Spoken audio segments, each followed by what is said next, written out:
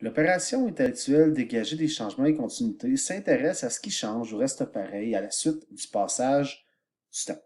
Voyons un exemple. Imaginons un bébé qui s'appelle Jean, sa maman s'appelle Marie.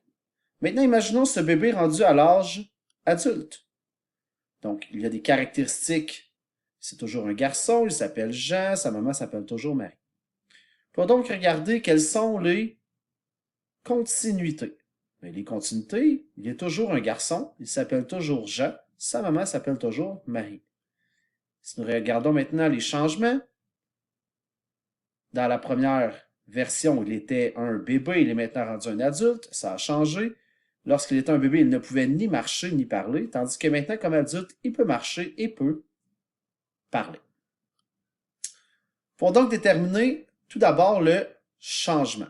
Le libellé se lit comme suit. Nous avons déterminé des changements et des continuités qui est l'opération intellectuelle, mais nous clarifions ici, ou là pour avoir 2 points, qu'on doit déterminer correctement le changement.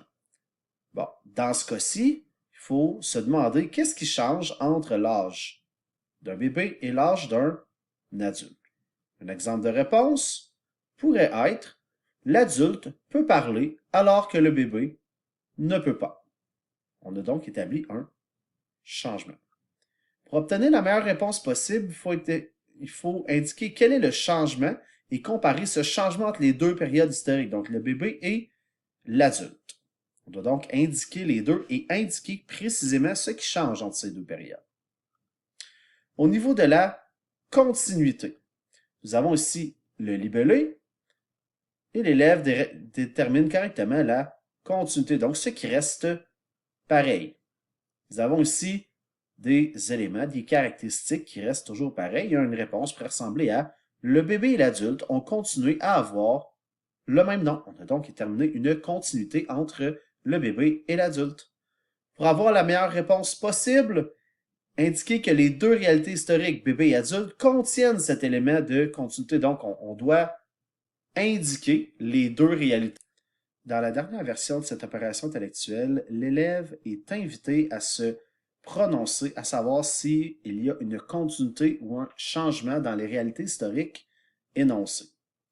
Cette opération intellectuelle demande un petit peu plus de concentration afin de bien la réaliser. Nous avons ici le libellé de correction qui est beaucoup plus complexe que ceux qui ont été vus auparavant. Il y a 4 étapes qui sont déclinées ici. Nous devons tout d'abord savoir qu'on doit déterminer des changements et des continuités.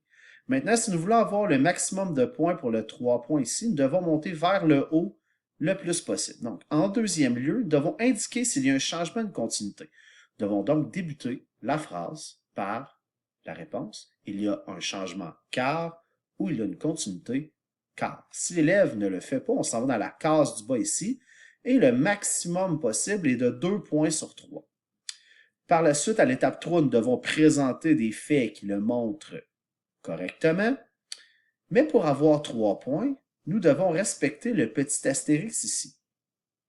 Le petit astérix dit la chose suivante. L'élève présente un repère de temps plus ou moins exact ou inexact ou n'en présente pas. C'est donc dire que pour avoir les 3 points, il doit y avoir un repère de temps dans la réponse. Un repère de temps peut être une date, une période, un événement, toute forme de fait qui permet de cibler précisément quand la réalité historique est arrivée. Donc, si nous suivons les étapes, nous avons en 1, je détermine la continuité sur l'identité de la maman. On se rappelle, on aurait pu choisir un changement, on aurait pu changer une continuité. L'exemple de réponse, en 2, il y a une continuité car, je m'assure d'être dans le premier cadran, la maman du bébé et de l'adulte reste la même. Ce sont des faits qui le montrent correctement. Puis, pour avoir mes 3 points, je détermine que c'est entre sa naissance et aujourd'hui 2 repères de temps.